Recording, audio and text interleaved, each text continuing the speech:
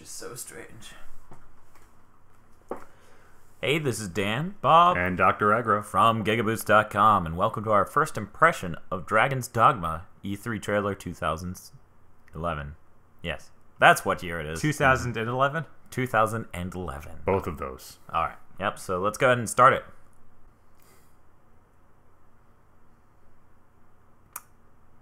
You know, I'm starting to think we should visit www.esrb.org. All right, let's not get too caught up on that this time. They mark together in fate. Is this Motorstorm? This announcer is a bit overdone here. Yeah. Huh, okay. So it looks like there's magic casting, which is something we hadn't really seen. Either that or that dragon was just making some wind.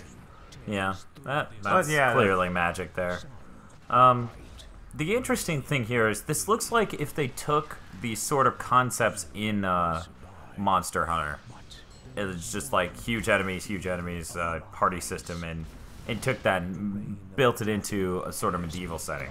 Yeah, it seems kind of like, from what we see in here, it kind of reminds me of a mix of Demon Souls, Shadow of Colossus, and a more open world adventure, kind of like you see Oblivion. Obviously not going to be that kind of scale. Yeah, it's probably not going to have that many RPG elements or that much scale. Yeah. More level based. We're definitely seeing a lot of different weapons, though. A lot of different classes to play as. Shit. Yeah. I've never seen that before. I just saw a griffin on fire. Yeah. There are a few other trailers that were released during the E3 as well that we got to see, and it's yeah. So hopefully we'll get up first impressions of those as well. So maybe some insight later down the road. But yeah, we definitely see some of the climbing mechanics which we'd been seeing in early on trailers, and we see the fire bow and that sort of thing, and it looked like you can light enemies on fire, and that'll probably be a big part of taking down certain ones, like griffins. If it's anything like yes, like other or like Monster Hunter, then there'll be very specific tactics to take down enemies, which is a cool idea. Yeah, I think that in a more narrowed field like this looks to have, it'll be much better, because one thing I didn't like about Monster Hunter is there's so many things, like they don't give you any idea how you're supposed to take down a monster. Like you just have to pretty much bring everything you want or want to give a shot into the stage and find them and try it. Well, you know, that too as a gameplay mechanic has merit. That is interesting and makes everything a challenge. So it's the Shadowgate of bosses. You didn't remember that? I'm gonna eat you whole. That's what's gonna happen. I'm sorry. So yeah, I'm glad Capcom's coming into this sort of medieval sort of.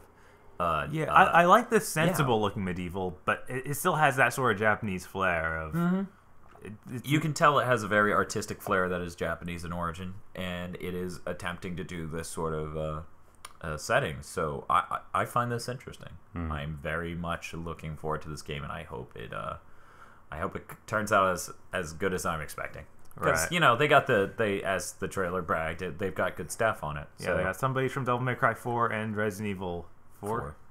Yeah, it's not Mikami. It's not Mikami. It's not Kobayashi. Yeah. Wait, no, it might be Kobayashi. Yeah, it is Kobayashi. It's not Kamiya. It's not Kamiya, because Kamiya left long before Devil May Cry 4 anyway. Yes, he did. But okay, well, thanks for checking out this first impression from GigaBoots.com. Go check out our other first impressions at GigaBoots.com.